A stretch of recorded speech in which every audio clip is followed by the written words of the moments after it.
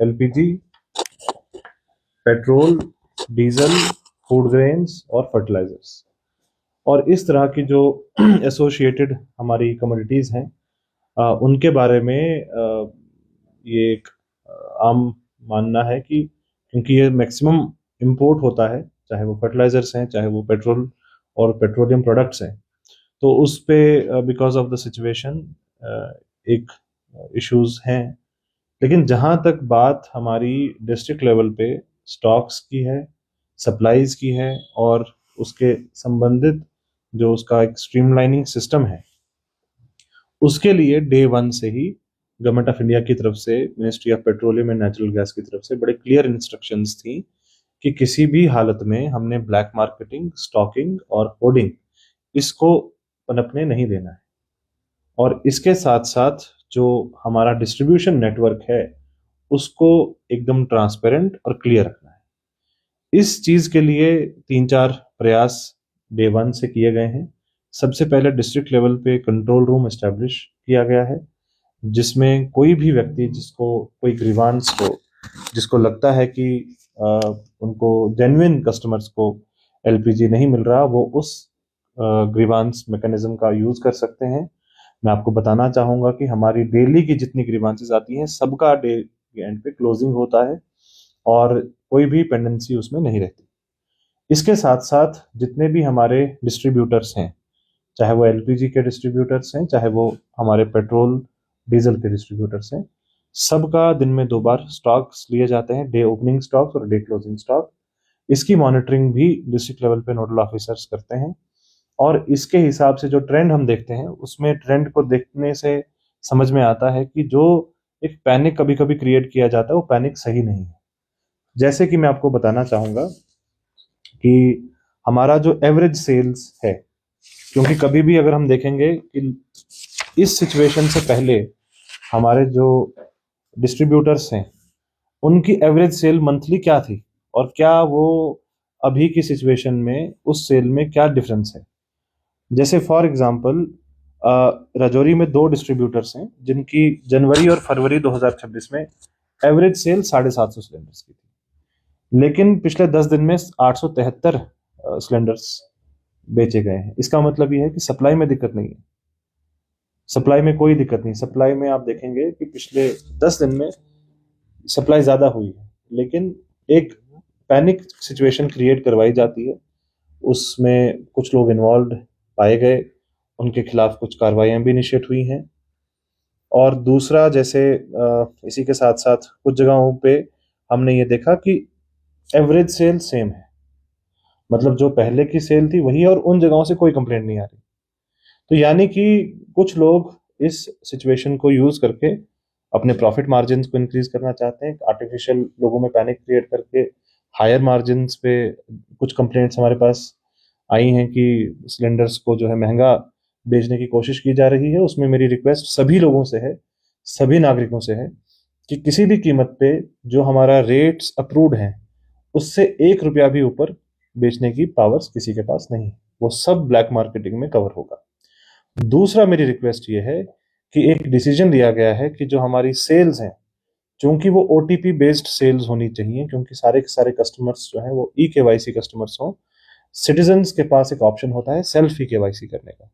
आप वेबसाइट पे जाके अपनी जो ऑयल मार्केटिंग कंपनीज हैं उनके जाके सेल्फ ई केवाईसी कर सकते हैं, या नजदीकी कॉमन सर्विस सेंटर पे जाके ई केवाईसी कर सकते हैं।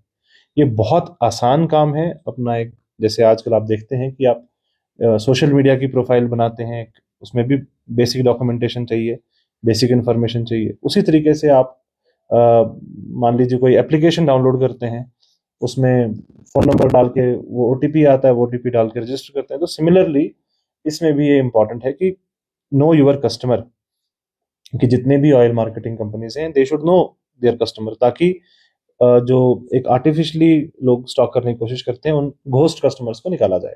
तो मेरी ये रिक्वेस्ट रहेगी कि जिन जगहों से लोगों को ये ज़्यादा दिक्कत आ रही है कि हमारा ओटीपी का कोई इशू है, उसमें ई केवाईसी करना सबसे इम्पॉर्टेंट है। ई केवाईसी अपडेट करें, अपना ई केवाईसी करें।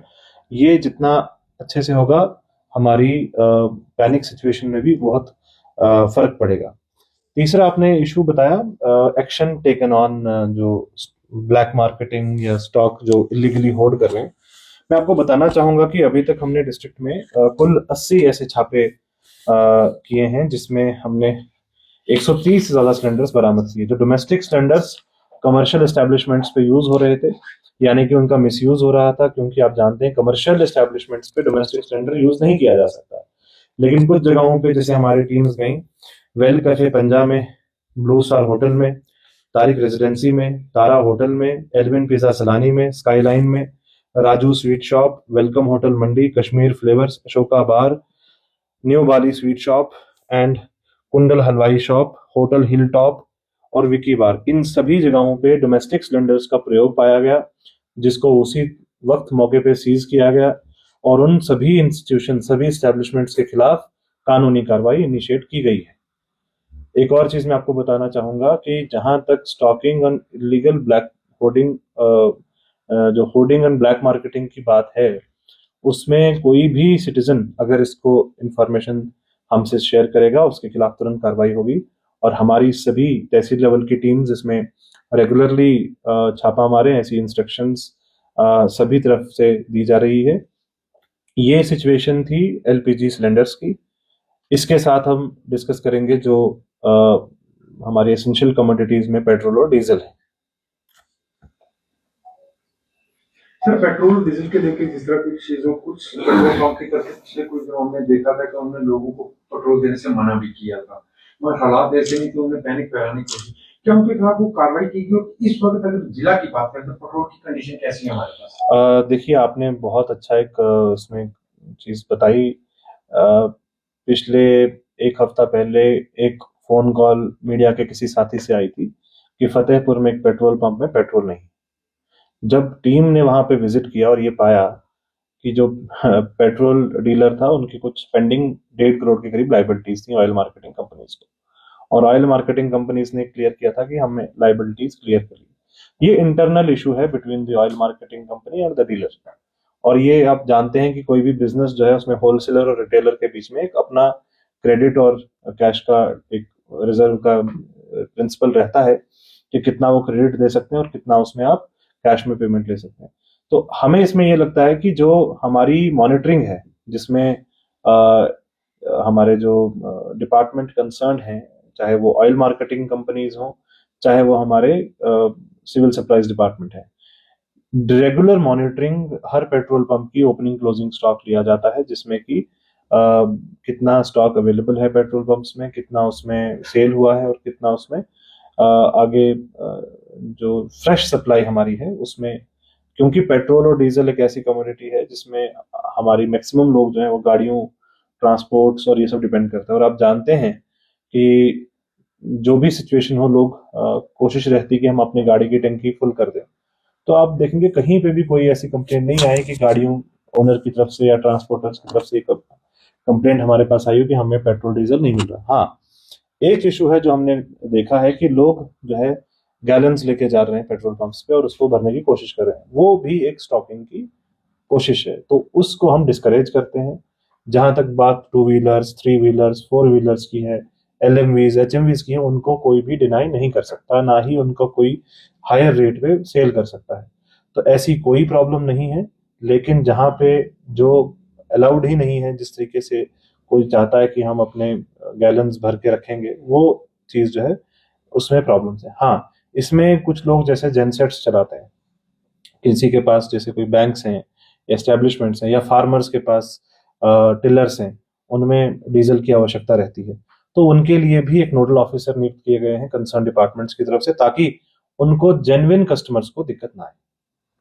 सर, शादियों का जिस तरह त्योहार है, पी का कॉन्सेप्ट है या केवाईसी का कॉन्सेप्ट है, ये काफी पहले से इसके ऊपर काम चल रहा था।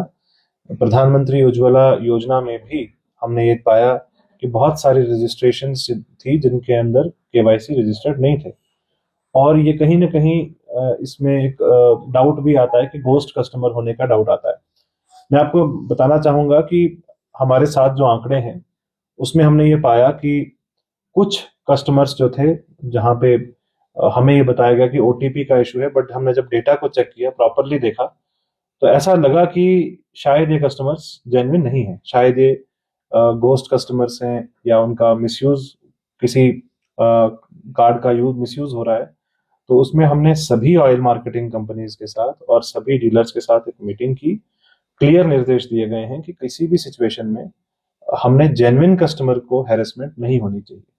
जो समय सीमा गवर्नमेंट ऑफ इंडिया ने, ministry of petroleum and natural gas ने तय की है, जो समय सीमा ऑयल मार्केटिंग कंपनीज की तरफ से तय हुई है, उस समय सीमा का पालन जिला लेवल पे और जो डिस्ट्रीब्यूटर लेवल पे हो। लोगों को ये मेरा रिक्वेस्ट रहेगा, सभी लोगों को, कि आप अपने घर पे बैठ के अपने ओटीपी या कॉल के माध्यम से घर की गैस की बुकिंग करें। कहीं पे अगर आपको लगता है कि हमें समय सीमा के अंदर गैस की डिलीवरी नहीं हो रही, उसमें डिस्ट्रिक्ट कंट्रोल रूम को अवगत कराएं या जो ग्रीवांस नंबर है उसको अवगत कराएं। किसी भी सिचुएशन में ये कमी फेस नहीं करने दी जाएगी। हमारे पास पर्याप्त स्टॉक अवेलेबल है। मैं इसीलिए आपको शुरुआत में ही कह रहा था कि जो हमारे पास स्टॉक पोजीशन है, जैसी कॉन्फ्लिक्ट से पहले थी वैसी ही है, और सेल तो हमारी उससे ज्यादा हो रही है। लेकिन जब आर्टिफिशियली एक पैनिक क्रिएट करने की कोशिश की जाती है, तो ये चांस रहता है कि, क्योंकि जो हमारा सारा नेटवर्क ट्रांसपोर्टर्स पर डिपेंड करता है, जितना हमारा सिलेंडर्स ट्रांसपोर्टेशन में आएंगे उससे ज्यादा सेल नहीं कर पाएंगे। मैं आपको आज का एक इंसिडेंट बनाना चाहूंगा सुंदरबनी का, कि सुंदरबनी में सुबह 10 बजे किसी का फोटो और वीडियो आया कि काफी लंबी लंबी लाइनें हैं, बारिश पड़ रही है और लोगों को गैस नहीं मिल रही। जब 10 मिनट के अंदर हमने उस पर्टिकुलर गैस एजेंसी का रिकॉर्ड चेक किया, तो उनके पास 700 सिलेंडर्स मौजूद थे। और कहीं ना कहीं ये कोशिश की जा रही थी कि आर्टिफिशियली एक पैनिक क्रिएट करने की, ताकि हो सकता है, इसमें हम ये नहीं कह सकते, बट चांसेस रहते हैं ऐसी सिचुएशन में कि किसी न किसी को हाई रेट्स पे सिलेंडर बेचा जाए। तो जैसे ही डिस्ट्रिक्ट एडमिनिस्ट्रेशन के नोटिस में आया, तुरंत हमारी जो टीम थी तहसील लेवल की, उनने विजिट किया और पाया वहां पे कि सिलेंडर्स पर्याप्त मात्रा में मौजूद थे, और जितने लोग थे सबको उतने सिलेंडर्स मिल गए। लेकिन हमने ये रियलाइज किया कि लोगों को उस लेवल पे पहुंचने की जरूरत नहीं पड़नी चाहिए। हर किसी के लिए आज के जमाने में होम डिलीवरी का प्रावधान है, और होम डिलीवरी के माध्यम पूरे तरीके से एग्जिस्ट करते हैं।